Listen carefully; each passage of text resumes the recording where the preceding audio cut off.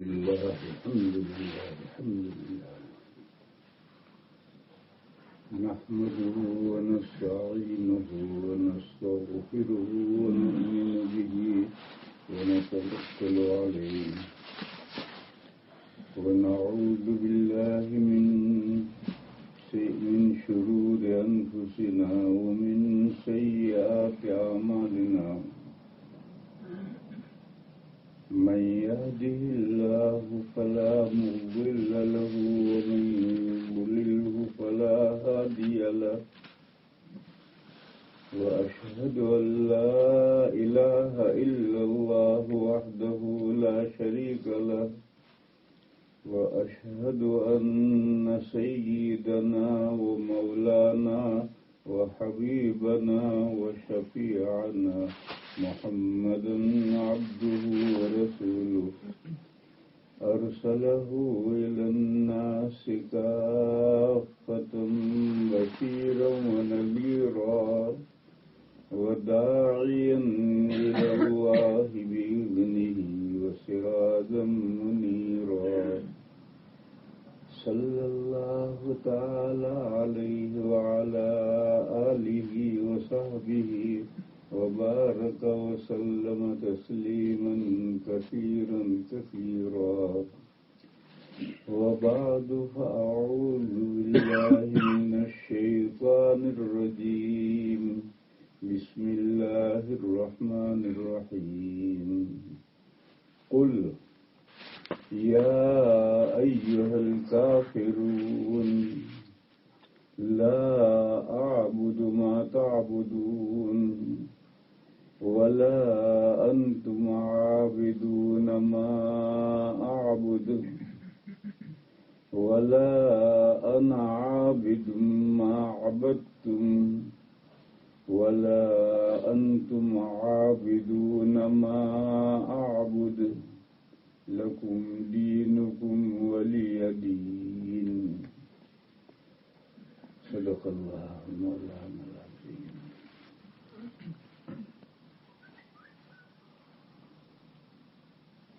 بزرگ اور بھائیوں حضرات علماء کرام اور عزیز طلباء،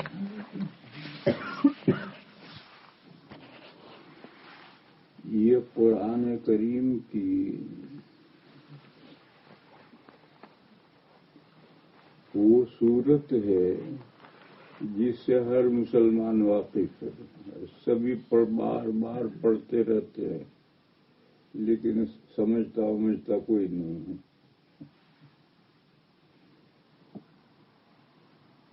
پڑھتے بار بار ہیں لیکن سمجھتے نہیں ہیں، یعنی تفصیل سے نہیں سمجھتے. اجمالاً تو سبھی سمجھتے ہیں. جیسے راستے میں کوئی ملتا ہے تو کہتے ہیں مزاج شریف، تو کہتے ہیں الحمدللہ. اور اس سے پوچھو کہ مزاج کس پرندے کا نام ہے تو نہ یہ جانتا ہے نہ یہ جانتا ہے،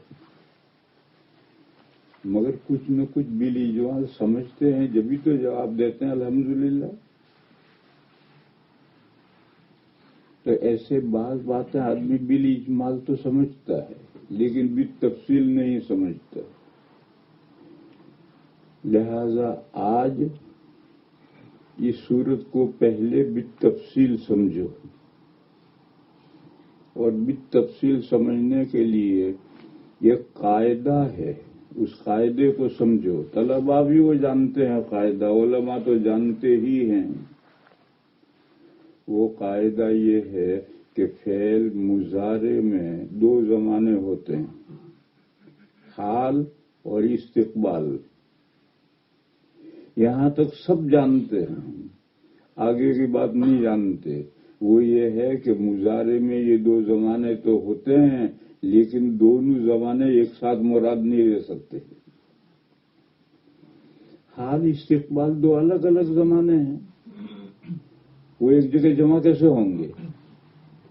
تو مظاہرے میں حال اور استقبال دو زمانے ہوتے ہیں مگر دونوں ایک ساتھ مراد نہیں وہ لیے جا سکتے، الٹرنیٹو ہیں. یہ لو تو وہ نہیں، وہ لو تو یہ نہیں.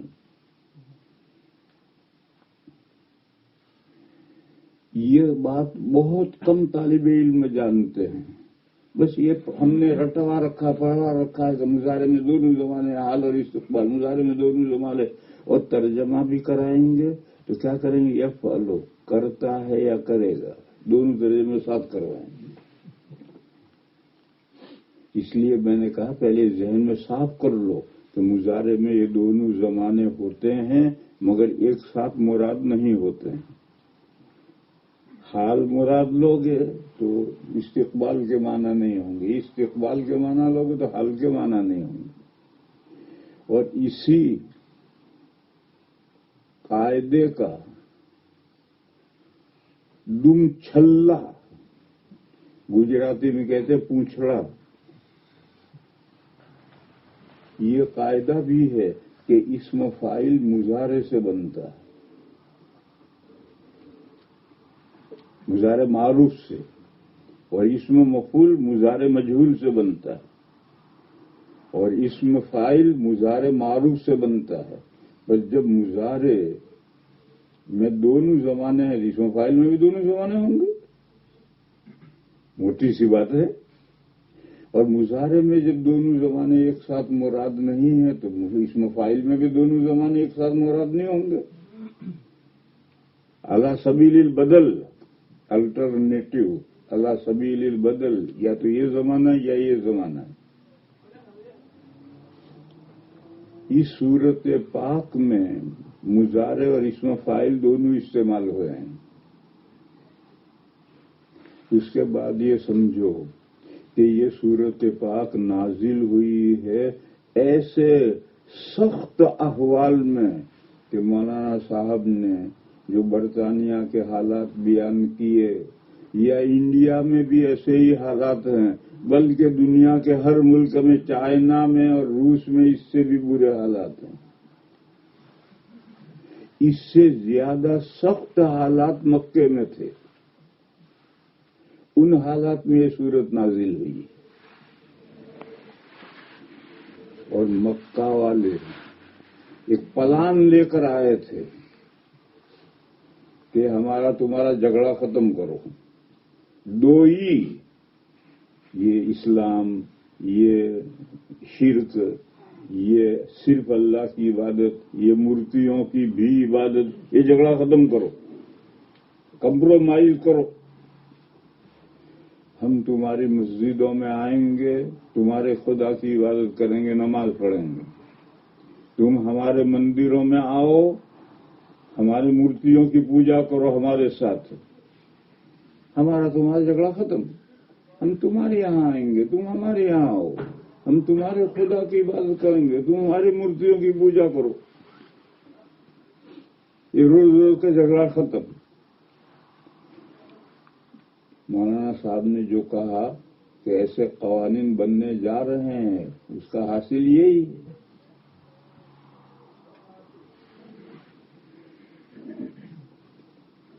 کیا جواب دیا جائے ان لوگوں کو؟ یہ جو مشرکین کا وفد آیا ہے، ان کو کیا جواب دیا جائے؟ یہ صورت نازل ہوئی کہ جواب دو. کہو اے وہ لوگوں جو میرا لایا ہوا دین قبول نہیں کر رہے، انکار کر رہے ہو. یہی مشرکین حضور کا لایا ہوا دین قبول نہیں کر رہے. کافر کے بس اتنے ہی معنی ہیں، بعد میں لفظ کافر گالی بن گیا، تو گالی نہیں استعمال کرنی. کوئی لفظ برا ہو جائے تو اس لفظ کو یوز مت کرو. سامنے والے کا منہ چڑھانے سے کیا فائدہ؟ دوسرا بہتر لفظ استعمال کرو. جیسے ہم ہندوستان میں نن مسلم، غیر مسلم کہتے ہیں تو ہندو برا نہیں مانتے، مائنڈ نہیں کرتے، اور کہیں کافر تو ہندوؤں کے کان کھڑے ہوتے ہیں، ہم کافر. حالانکہ باتیں ہی نن مسلم کہہ لو، غیر مسلم کہہ لو، کافر کا یہی مفہوم ہے کہ جو لفظ کافر کو معنی نہ ماننے والے، ریجیکٹر، جو حضور کا لایا ہوا دین قبول نہیں کر رہے، مان نہیں رہے، یہ معنی کافر کے تھے. مگر بعد میں وہ گالی بن گیا. جیسے یہودی موسیٰ علیہ السلام کے فالوورز، صحیح یا غلط، جو موسیٰ علیہ السلام کے نام لیوا ہیں یہ یہودی کہلاتے ہیں. مگر عربوں میں یہ گالی ہے. اسی لیے فقہ کی کتابوں میں لکھا ہے کہ کوئی کسی سے کہے یا یہودی تو 20 کوڑے سزا ملے گی. فقہ کی کتابوں میں 20 کوڑے مارے جائیں گے. گالی دی اس نے، یا یہودی. تو یہودی تو گالی نہیں تھی، تو موسیٰ علیہ السلام کے فالوورز تھے، لیکن بعد میں بن گئی گالی بن گئی تو سزا بھی. تو بعض الفاظ ایسے ہوتے ہیں جو زمانہ بدلنے کے ساتھ خراب ہو جاتے ہیں. خراب ہو جاتا پھر وہ لفظ نہیں استعمال کرنے کے. جیسے پاخانہ، یہ بہت شاندار لفظ ہے. پورا لفظ ہے پائن خانہ. پائن کے معنی پچھلا حصہ، گھر کا پچھلا حصہ. پرانے زمانے میں بیت الخلا یارڈ میں بنتے تھے، گھر کے پچھلے حصے میں بنتے تھے. اب فلش کا زمانہ آ گیا تو کچن اور بیت الخلا کمبائنڈ بنتے ہیں، ادھر کھاؤ ادھر رکھو.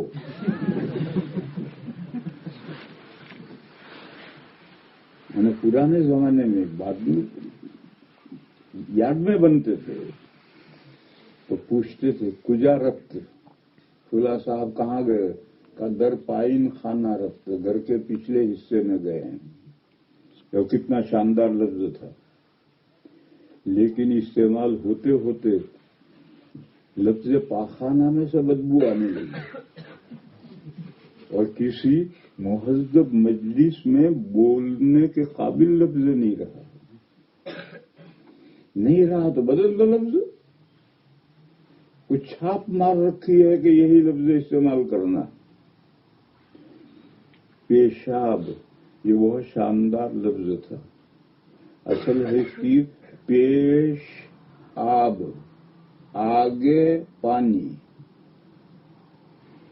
کجا رفت کہ برائے پیش آب رفت، آگے پانی کرنے گیا ہے. تو یہ کتنا شاندار لفظ ہے، لیکن کثرت استعمال ہوتے ہوتے پاخانہ کی طرف پیشاب بھی برا لفظ ہو گیا. وہ بھی مہذب مجلس میں بولنے کے قابل نہیں رہا. چھوڑو اسے، دوسرا لفظ استعمال کرو. غرض کافر یہ ایک گالی بن گئے تو آپ نہ استعمال کریں. آپ اسے کہو اے وہ لوگو جو میرا لایا ہوا دین قبول نہیں کر رہے.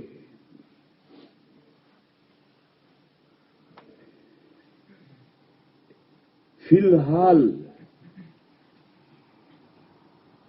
ایٹ دا پریزنٹ ٹائم، فی الحال میں نہ تمہارے مندروں میں آتا ہوں نہ تم ہمارے مسجدوں میں آتے ہو. جو موجودہ سر کنڈیشن ہے وہ یہ ہے کہ نہ میں تمہارے مندروں میں آتا ہوں، ہم لوگ یعنی ہم مسلمان نہ تمہارے مندروں میں آتے ہیں، نہ تم مشرکین ہماری مسجدوں میں آتے ہو. موجودہ کنڈیشن یہ ہے.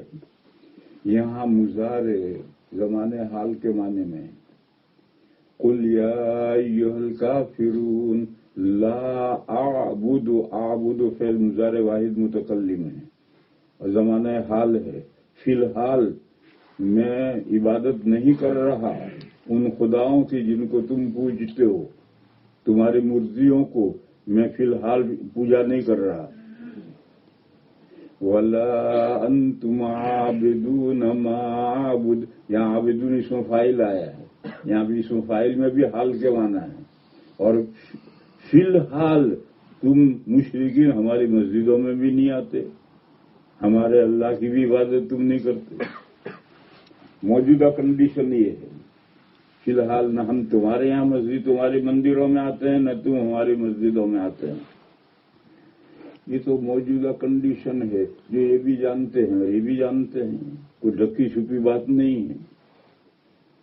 پھر فرمایا کہ آگے فیوچر میں قیامت تک یہی کنڈیشن رہے گی، نہ ہم تمہارے مندروں میں آئیں گے نہ تم ہماری مسجدوں میں آؤ گے۔ فیوچر کی کنڈیشن بھی یہی رہے گی۔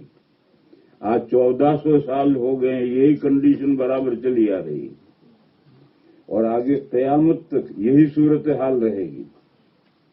کبھی بھی مسلمان ان کے مندروں میں جا کر ان کے مورتیوں کو پوجیں نہیں ہوگا ایسا، کبھی بھی وہ ہماری مسجدوں میں آ کر صرف اللہ کی عبادت کریں نہیں ہوگا ایسا۔ اب مضارع میں اور اسم فاعل میں استقبال کے معنی ہیں، وَلَا أَنَا عَابِدٌ مَّا عَبَدتُّمْ وَلَا أَنْتُمْ عَابِدُونَ مَا أَعْبُدُ۔ نہ آئندہ میں پوجا کروں گا ان مورتیوں کی جن کو تم پوجتے ہو، اور نہ آئندہ تم پوجا کرو گے عبادت کرو گے اس اللہ کی جس کی میں عبادت کرتا ہوں۔ آئندہ بھی کبھی ایسا نہیں ہوگا۔ مستقبل بعید تک قیامت تک کے لیے جواب۔ لہذا لکم دینکم ولی دین، میں اپنے مذہب پر تم اپنے مذہب پر، ہمارے تمہارے درمیان میں کمپرومائز ناممکن۔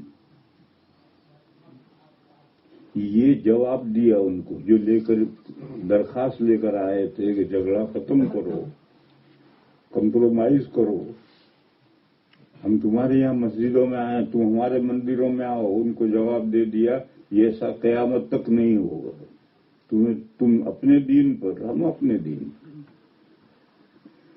یہ سورت کب نازل ہوئی؟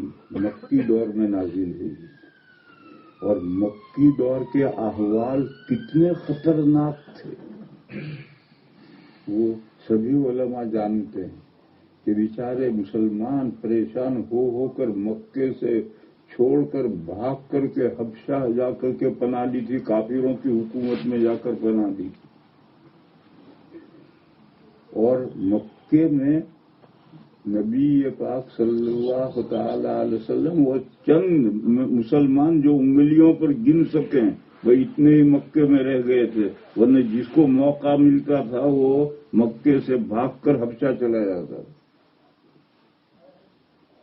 یار غار صدیق اکبر رضی اللہ تعالی عنہ بھی ہجرت کر کے چل دیے تھے۔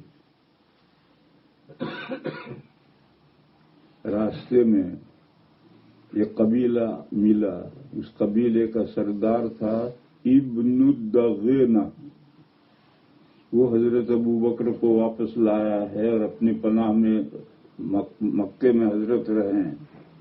تو صدیق اکبر جیسا شخص بھی مکہ سے بھاگنے پر مجبور ہو گیا تھا۔ ایسے سخت حالات میں، ایسے سخت حالات دنیا میں کہیں نہیں، آج دنیا میں کہیں بھی ایسے سخت حالات نہیں ہیں۔ کم و پریشانیاں مسلمانوں کو ہیں، کم و بیش بھی ہیں، کسی ملک میں پریشانیاں کم ہیں، کسی ملک میں زیادہ ہیں۔ پاکستان میں پریشانیاں زیادہ ہیں، انڈیا میں کم ہیں۔ پاکستان میں فجر کی نماز پڑھنے گھر سے گیا ہے، عشاء کی نماز پڑھنے گھر سے گیا ہے تو گارنٹی نہیں ہے کہ زندہ گھر آئے گا، اور انڈیا میں کوئی پریشانی نہیں ہے، پریشانی لیکن پاکستان میں جتنی پریشانی اتنی نہیں ہے۔ بنگلہ دیش میں زیادہ پریشانی ہے، انڈیا میں کم ہے۔ بنگلہ دیش میں ابھی پچھلے ایک دو سال کے اندر کئی آدمیوں کو پھانسیاں دے دی، اور دین کی بنیاد پر، وہ جو بھی دین ہے ان کا جماعت اسلامی کی تھے کیسا بھی تھے۔ انڈیا میں تو آج تک کسی کو دین کی بنیاد پر پھانسی نہیں دی گئی۔ بس آپ کے اس ملک کے میں انڈیا سے بھی اچھے حالات ہیں، پریشان کیوں ہو رہے ہو؟ इस मुल्क में इंडिया से बसा गनीमत यहाँ हालात हैं। और हांडिया जब चूल्हे पर चढ़ाते हैं तो वो तो खदखदती है, उबाल तो उसमें आता ही है। अब आप कहें कि ये कढ़ी में उबाल क्यों आ रहा है? अरे भाई चूल्हे पर चढ़ा रखी है तो उबाल तो आएगा ही। बस जब गैर इस्लामी मुल्क है तो ये हालात तो पेश आने ही हैं, लेकिन कोई ऐसा मसला नहीं। मैं एक वाकया सुनाऊं।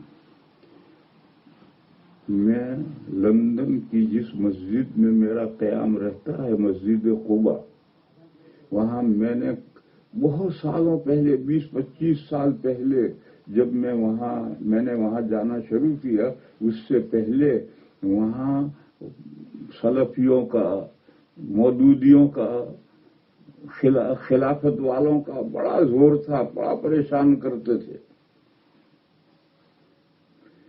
मैं वहां गया, मैंने वहां काम शुरू किया तो मौदूदी तो गायब हो गए, गैर मुकल्लिद भी गायब हो गए, लेकिन ये खिलाफत वाले जो हैं, ये इन्होंने एक मरतबा मुझसे वक्त लिया कि हम आपसे गुफ्तगू करना चाहते हैं। मैंने कहा जो 10-15 नौजवान आए, हमारे दोस्तों ने उनके लिए चाय पानी का इंतजाम किया, सबको खिलाया पिलाया। तरावी के बाद जब फारिग हो गए तो मैंने कुछ नहीं बोला, इसे मिलने वो आए हैं, मैं क्यों बोलूं? तो उनमें से एक बोला, खिलाफत कायम करने का शरई हुक्म क्या है? मैंने कहा फर्ज है। खिलाफत कायम करने का शरई हुक्म क्या है? मैंने कहा फर्ज है। अब उसका तो सारी बहस ही खत्म हो गई, तो खामोश हो गए। फिर एक बोला कि हजरत जब खिलाफत कायम करना फर्ज है तो आप हमारा साथ क्यों नहीं देते?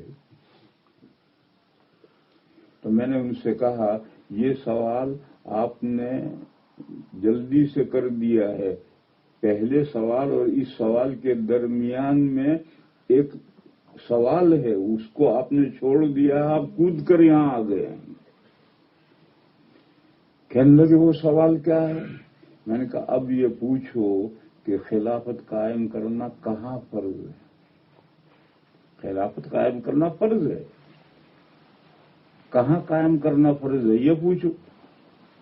कहने लगा हाँ ये सवाल रह गया, खिलाफत कायम करना कहाँ फर्ज है? मैंने कहा जाओ मिस्र में खिलाफत कायम करो, जाओ इराक में, टर्की में कायम करो, जाओ पाकिस्तान में कायम करो। ये मुसलमानों के मुल्क है, मेजोरिटी मुसलमानों की है, वहां खिलाफत के लिए पॉसिबिलिटी है, इम्कान है, जाओ वहां खिलाफत कायम करो। बरतानिया में खिलाफत का झंडा लिए खड़े चिल्लाने का, नारे लगाने का क्या मतलब है? यहाँ कौन सी पॉसिबिलिटी है खिलाफत कायम करने की? कहने लगे वहां तो इन मुल्कों में तो जाओ गर्दन उड़ती है। तो मैंने कहा फिर अल्लाह के बंदो, इस मुल्क में तुम्हें चैन का सांस लेने का मौका मिला है तो इस तरह की बातें करके क्यों माहौल को खराब करते? तो चले गए चुपचाप, फिर नहीं आए। तो मुझे तो ये कहना है कि हमारा ये मुल्क बरतानिया इंडिया से भी बसा गनीमत है।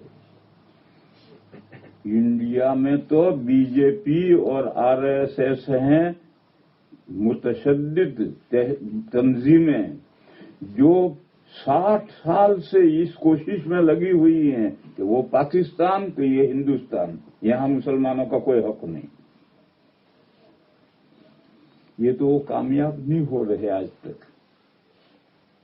बाकी 60 साल से उनकी मेहनतें यही हैं कि मुसलमानों का हक दे दिया है पाकिस्तान, तो अब ये हिंदुस्तान है, यहाँ हिंदू मजहब की हुकूमत होनी चाहिए या मुसलमानों का कोई हिस्सा नहीं। आपके इस मुल्क की तो सूरत हाल ये नहीं है। इस मुल्क में तो रवादारी के नाम पर सब मिलकर रहो, शीरो शकर होकर रहो, इस बुनियाद के ऊपर लोग सोचते हैं। और समझदार लोग हैं, मुफक्किरीन हैं, तो तरह तरह की स्कीमें भी उनके जहनों में आती। इसलिए इस सूरत पाक की रोशनी में पहली बात तो तय कर लो कि इस्लाम और गैर इस्लाम के दरमियान में कभी भी कंप्रोमाइज नहीं होगा।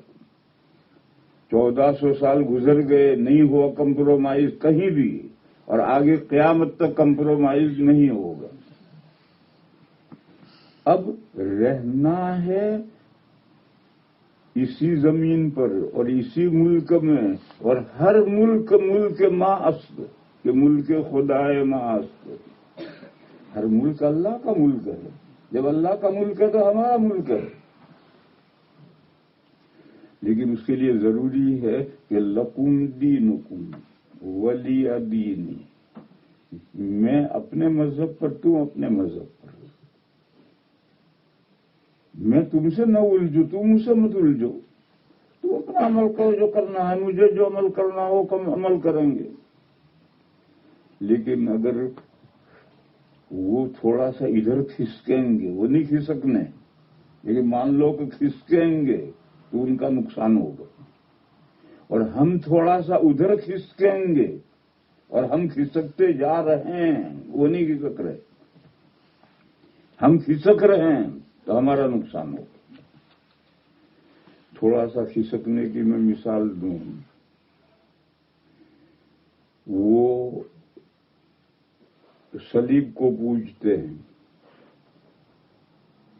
उनका ख्याल ये है कि ईसा अलैहिस्सलाम को इस पर सूली दी गई थी, तो वो सलीब को पूजते हैं।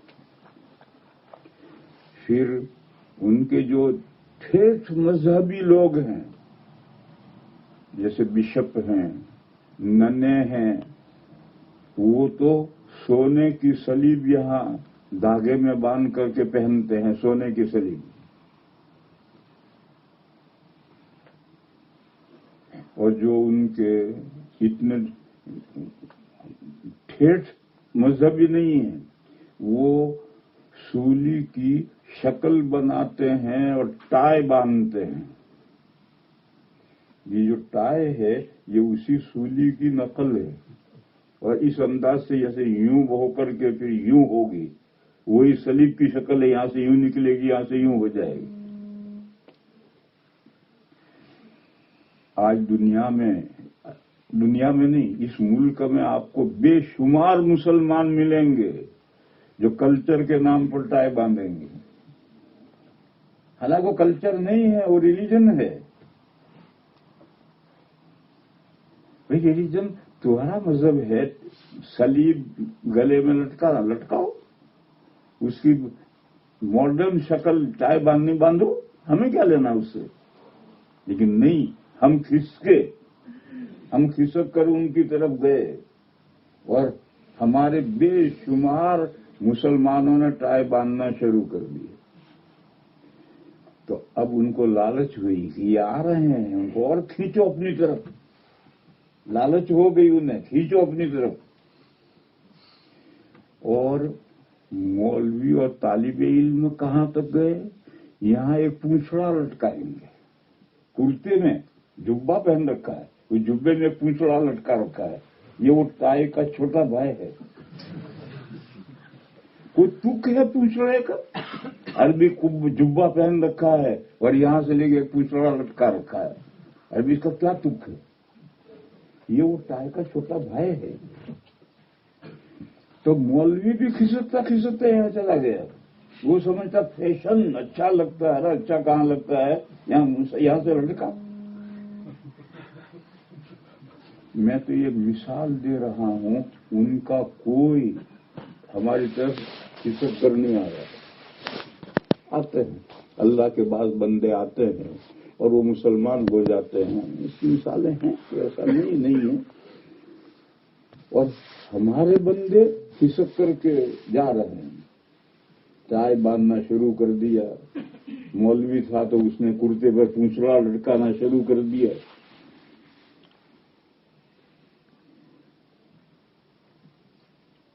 इसी तरह से उनके यहाँ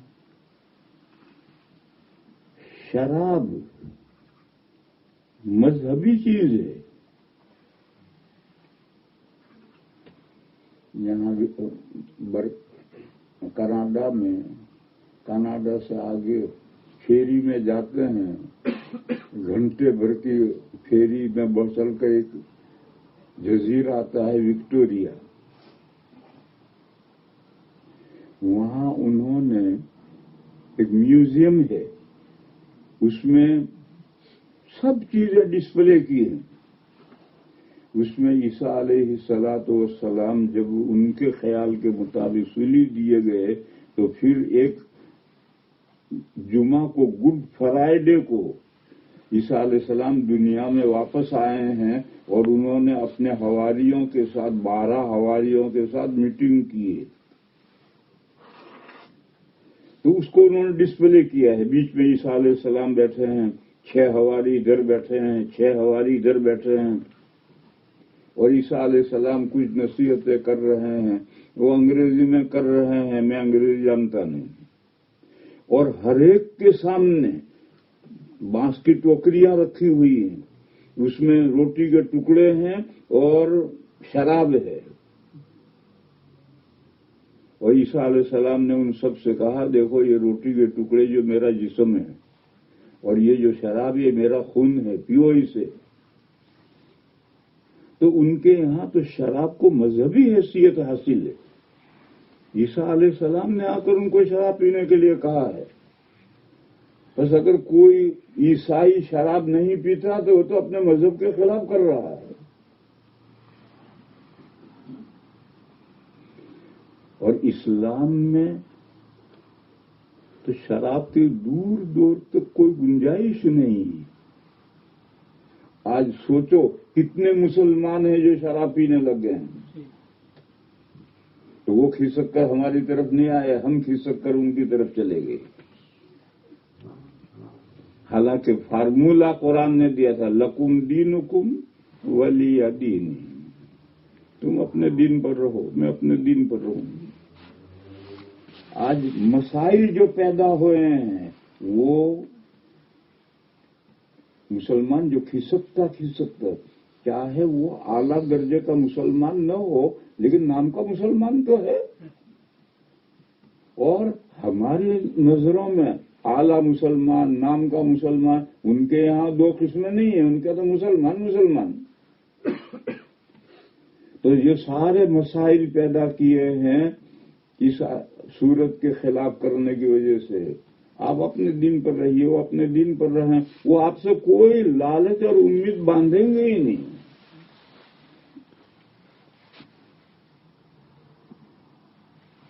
बस अब आगे बढ़ो।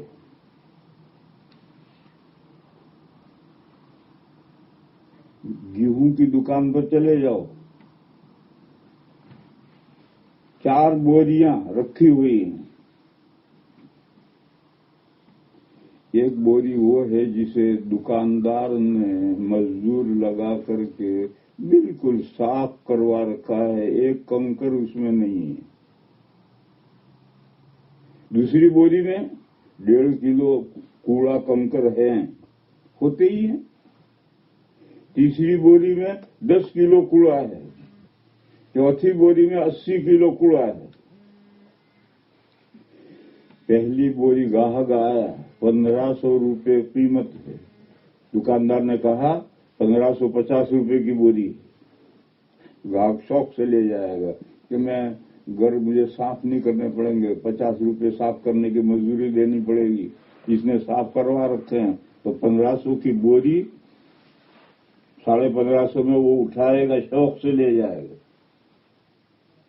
सहाबे किराम गेहूं की वो बोरी थी जिसमें एक कंकर नहीं था। तो गाहक ने फौरन उठाया। वो 1,00,000 1,50,000 थे, वो सारी दुनिया पर छा गए। آج ہم 150 کروڑ ہیں اور کوئی حیثیت نہیں ہے ہماری. وہ 1 لاکھ سے ساری دنیا پر کیوں چھا گئے؟ اس بوری کو خریدار نے اٹھایا. خریدار کون ہے؟ اللہ. ان اللہ اشترى من المؤمنین انفسهم واموالهم. خریدار اللہ ہیں. انہوں نے اس بوری کو انعام کے ساتھ اٹھایا، 50 روپے زائد قیمت دے کر اٹھایا. جہاں ان کے قدم پہنچے اسلام کا بول بالا ہوتا چلا گیا. پھر زمانہ آگے بڑھا، صحابہ کا دور ختم ہوا تو اب دوسری بوری کا نمبر آیا جس میں 1.5 کلو کوڑا ہے، اور گیہوں میں اتنا کوڑا ہوتا ہی ہے. اس کو بھی گاہک اٹھاتا ہے اور 100 کلو کے پیسے دیتا ہے، یہ جانتے ہوئے کہ اس میں 1.5 کلو کوڑا کنکر ہے، پھر بھی 100 کلو کے پیسے دے کر بوری اٹھاتا ہے 1500 میں. پھر زمانہ آگے بڑھا، بوری میں 10 کلو کوڑا ہو گئے، 90 کلو گیہوں ہے. گاہک آیا، اس سے کہا دیکھ بھئی یہ بوری خراب ہے مگر اس کی کل 500 روپے قیمت ہے، 1500 کے بجائے 500 قیمت. اب وہ اندر ہاتھ ڈالتا ہے، باہر نکالتا ہے، ہاتھ ڈالتا ہے، ارے بھی بہت کوڑا ہے، ارے بھی بہت کوڑا ہے، ارے بھی بہت کوڑا ہے. اسے کہا 500 میں لے جا. اب اس نے دماغ میں کیلکولیٹ کیا کہ میں مزدور لگاؤں گا، 200 روپے دوں گا، وہ 90 کلو گیہوں الگ کریں گے، 10 کلو کوڑا الگ کریں گے، تو 10 کلو کوڑے کے 200 روپے، تو 500 تو اس کو دیے، 200 کوڑے کے 700 اور 200 مزدوروں کے دیے 900. پھر بھی مجھے 600 روپے کا تو نفع رہے گا. بوری کی قیمت 1500 ہے، مجھے اتنا نفع تو رہے گا، تو لے جائے گا. چوتھی بوری جس میں 80 کلو کوڑا ہے، 20 کلو گیہوں ہے، نہیں ہے ایسا نہیں. گاہک آیا، اس سے کہا لے جا پہ یہ بوری خراب ہے. اس نے کہا یہ بوری کون لے، اسے تو کوڑے پر ڈال، حالانکہ 20 کلو گیہوں ہے اس میں. اس نے کہا یہ تو کوئی نہیں لگا، اسے کوڑے پر ڈال. اب میرے بھائیوں سوچو، آج جو بوری ہے اس میں کتنا کوڑا ہے اور کتنا گیہوں ہے. 80 کلو کوڑا ہے، 20 کلو ہی گیہوں ہے. آج پوری امت مسلمہ پر نظر ڈالو. امت مسلمہ میں یہ جتنے گمراہ فرقے ہیں یہ سب بھی امت مسلمہ میں ہیں. ان سب پر نظر ڈالو، کوڑا کتنا ہے، گیہوں کتنے ہیں. 80 کلو کوڑا ہے، 20 کلو گیہوں ہے. اس بوری کو کوئی عقل مند گاہک نہیں اٹھائے گا. وہ کہے گا اسے کوڑے پر ڈال، اسے کون لے گا؟ مفت بھی کوئی لینے کے لیے تیار نہیں. آج مسلمان کہتے اللہ کی مدد کیوں نہیں آتی؟ ارے بوری کے اندر کوڑا تو 80 کلو ہے، 20 کلو ہی تو گیہوں ہے، کون گاہک اسے اٹھائے گا؟ اللہ کی مدد کہاں سے آئے گی؟ آج کی جو موجودہ کنڈیشن ہے وہ یہ ہے، آج امت چوتھی بوری کی مثال بن گئی ہے جس میں 80 کلو کوڑا ہے اور 20 کلو گیہوں ہے. اب کیا کیا جائے؟ اب 2 شکلیں. ایک شکل تو یہ ہے کہ 20 کلو کو الگ کر لو، 80 کلو کوڑا الگ کر لو، تو 20 کلو کے پیسے آئیں گے. مگر یہ ناممکن ہے. پوری دنیا میں سے آپ ان 20 کلو گیہوں کو کھڑے مسلمانوں کو الگ فیلڈ میں کھڑا کر دو اور 80% کو الگ فیلڈ میں کھڑا کر دو، ناممکن ہے. لہذا کیا کرنا ہے؟ یہ کرنا ہے کہ وہ جو 80% کوڑا ہے اسے گیہوں بنا ڈالو. محنت کرو، 80% کوڑا گیہوں بنا دو. کہ کوڑا گیہوں کیسے بنے گا؟ ارے 80% کوڑا گیہوں نہیں، 100% कूड़ा है, अंबिया ने उसको भी गेहूं बनाया। अंबिया जब दुनिया में तशरीफ लाते हैं तो वो इंसानियत की बोरी में 100% कूड़ा होता है, एक दाना नहीं होता है गेहूं का। अंबिया उस पर मेहनत करते हैं और मेहनत करके 100% गेहूं की बोरी बनाकर दुनिया से जाते हैं। और ऐसी बोरी जिसमें कंकर एक भी नहीं, हुजूर ऐसी बोरी बना करके सहाबा की दुनिया से तशरीफ ले गए। तो जब एक दाना गेहूं का नहीं है, उस बोरी को गेहूं बना सकते हैं, तो 80% कूड़े को गेहूं क्यों नहीं बना सकते?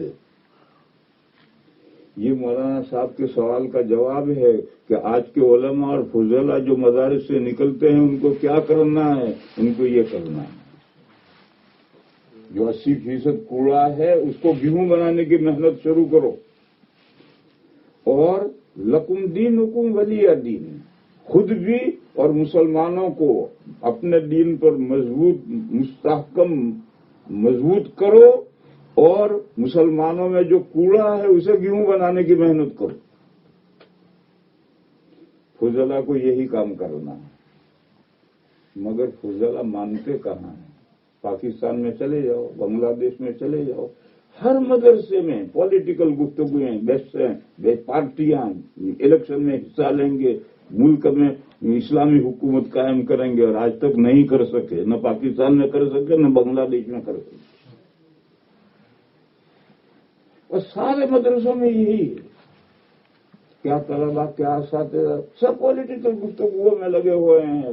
मुल्क में इनकलाब लाना है, अरे इनकलाब लाओ, पहले मुल्क के में जो मुसलमान उनकी जिंदगियों में इनकलाब लाओ, तो फिर तुम इस्लामी हुकूमत कायम कर सकोगे, उसके बगैर क्या करोगे?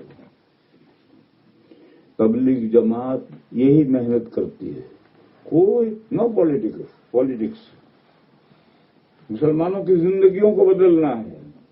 मदरसे वाले भी अगर इसी मेहनत में लगें तबलीग जमात वालों के साथ, तो मेहनत डबल हो जाए, नतीजा दुगना सामने आ जाए।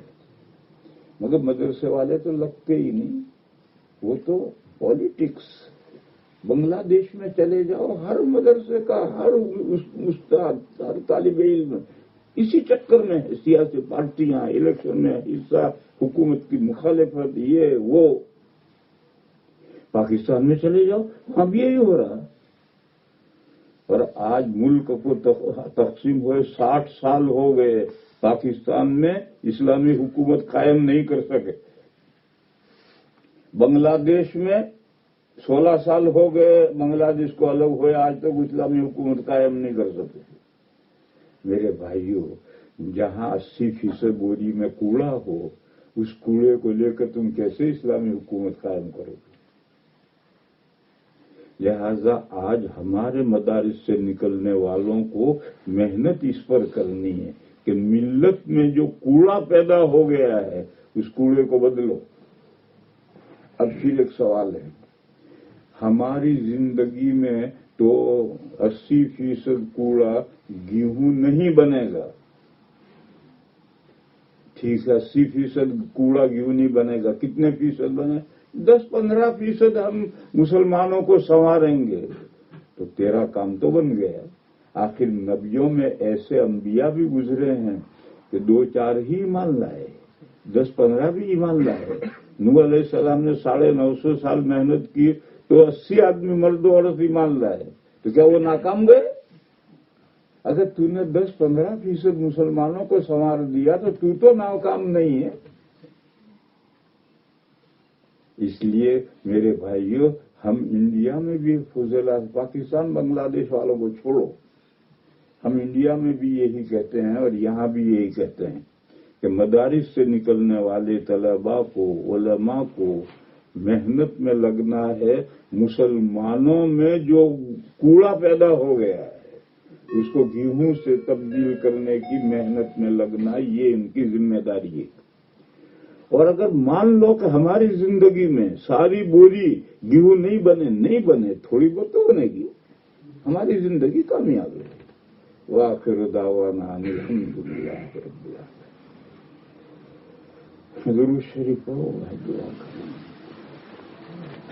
اللهم صل وسلم وبارك على سيدنا ومولانا محمد وعلى آل سيدنا ومولانا محمد بعدد من صلى وسلم. ربنا آتنا في الدنيا حسنة وفي الآخرة حسنة وقنا عذاب النار. اللهم إنا نسألك الهدى والتقى والعفاف والغنى. لا إله إلا الله وحده لا شريك له له الملك وله الحمد وهو على كل شيء قدير. یا الہ العالمین ہماری نیکیوں کو قبول فرما، ہماری حسنات میں برکت پیدا فرما. یا اللہ ہمیں دنیا میں بھی بھلائیاں عطا فرما، آخرت میں بھی بھلائیاں عطا فرما. اے میرے مولا تیرے دین کے تعلیم کے اس ادارے کو قبول فرما، اس کے پڑھنے والوں کو علم نافع عمل صالح عطا فرما. یا الہی یا رب العالمین ہمارے کاموں میں اخلاص پیدا فرما، ہمارے کاموں میں برکت پیدا فرما، ہمارے کاموں کو ترقی عطا فرما. یا اللہ اس ادارے کو قبول فرما، اس کے محتمین کو صحت کامل شفائے عاجل عطا فرما. ان کے اساتذہ کے علوم میں برکت پیدا فرما، ان کے طلباء کے کو علم نافع عمل صالح عطا فرما. یا اللہ ہماری مغفرت فرما، ہمارے ماں باپ کی مغفرت فرما، اور تمام مسلمان مردوں کی اور مسلمان عورتوں کی مغفرت فرما.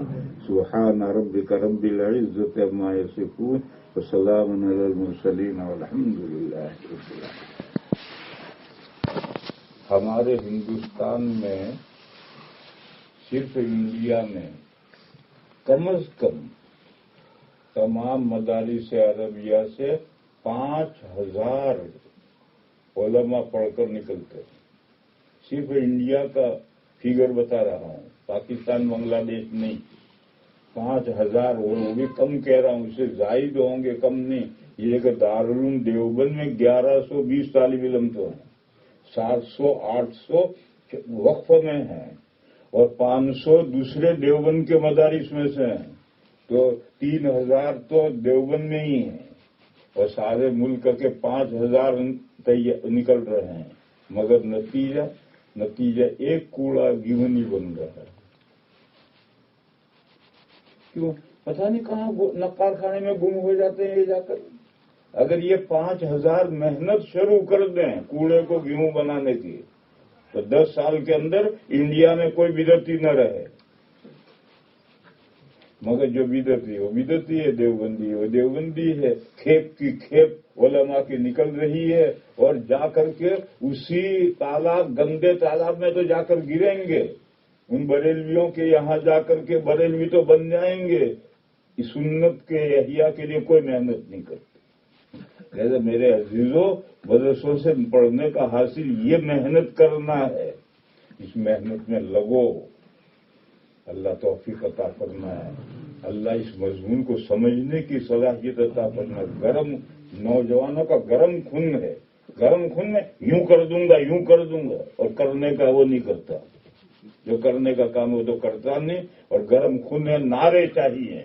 نعروں سے چھوڑو، انبیاء کے وارث ہو، انبیاء کی سنتوں پر ماحول، مسلمانوں کا ماحول بدلنے کی محنتیں کرو. کام یہی کرنے کا ہے.